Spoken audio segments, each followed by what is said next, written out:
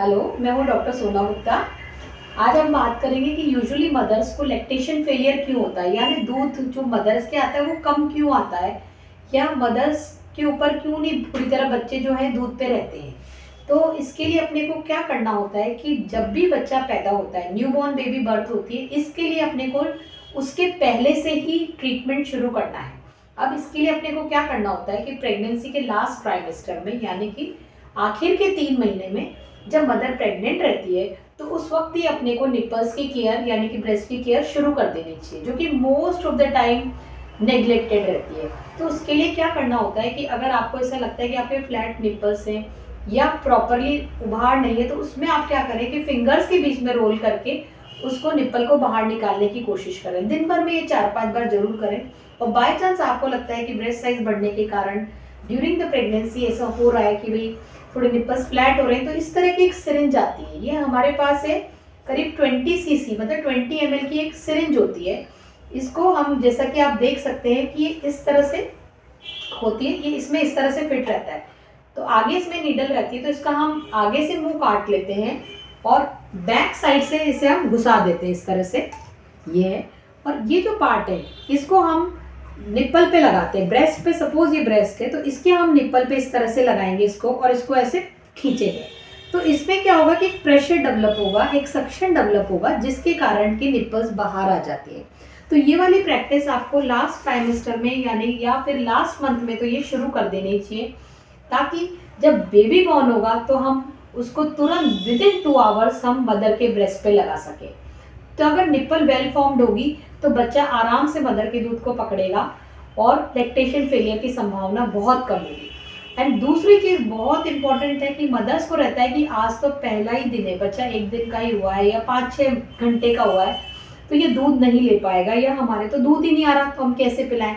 लेकिन ये चीज़ याद रखिए कि विदिन 2 आवर्स आप ब्रेस्ट फीडिंग जरूर कराएं बच्चे को, चाहे आपका ऑपरेशन से बच्चा हुआ है चाहे नॉर्मल डिलीवरी से हुआ है। अगर बच्चा मदर के ब्रेस्ट के लग जाएगा, निपल्स को सक करने लगेगा, तो उसकी पहली बात तो एक आदत बन जाती है और मदर भी उसमें कंफर्टेबल हो जाती है, और बच्चा फिर आराम से जो जिसको हम बोलते हैं कि लैचिंग बोलते हैं इसको, कि प्रॉपरली मदर फीड बच्चा ले पाए। निपल्स को सक करेगा तो निप्पल और अच्छे से बाहर निकलेगी, और जितना बच्चा दूध पिएगा उतना ही ज़्यादा दूध आएगा।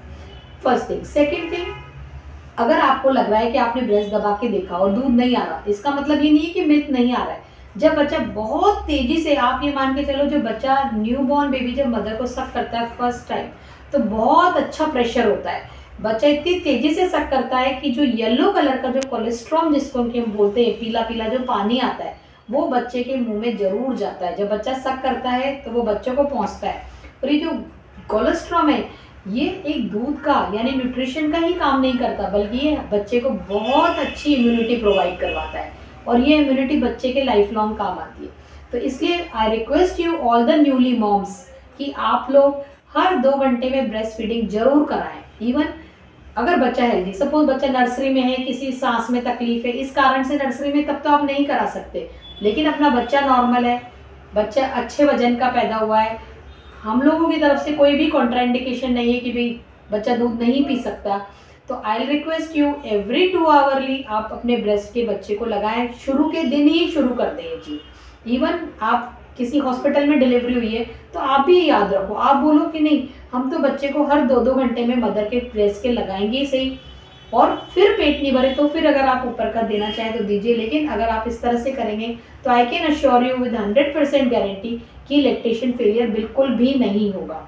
और अगर आपने शुरू के 2-3 दिन में ये सोच के कि भाई चलो दूध नहीं आ रहा है, आपने ऊपर का दूध शुरू कर दिया, या कई लोग तो बॉटल भी लगा देते हैं, तो फिर क्या होता है, बच्चा बॉटल का आदी हो जाता है। फिर वो मदर बिल्कुल भी सक नहीं करेगा, मदर के ब्रेस्ट को पकड़ेगा ही नहीं, और फिर लगता है कि चलो अब ऊपर का ही दूध देते हैं, और इस तरह धीरे धीरे धीरे करके लैक्टेशन फेलियर हो जाता है।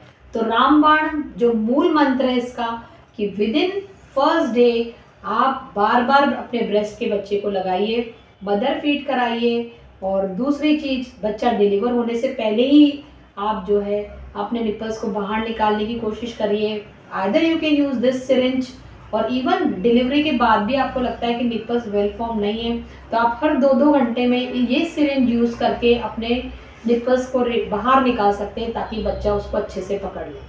मैं यही कहना चाहूँगी कि ये हमारे शहरों में स्पेशली बहुत हो रहा है, कॉरपोरेट जगत की मदर्स को मैं स्पेशली ये कहना चाहती हूँ कि अगर अपन चाहें तो पूरी संभावना है कि बच्चा पूरी तरह मदर फीड ही लेगा, लैक्टेशन फेलियर नहीं होगा। और कितने भी पाउडर मिल्क आ जाए, देखिए मदर मिल्क ही होता है, कोई भी पाउडर मिल्क इसको सब्स्टिट्यूट नहीं कर सकता।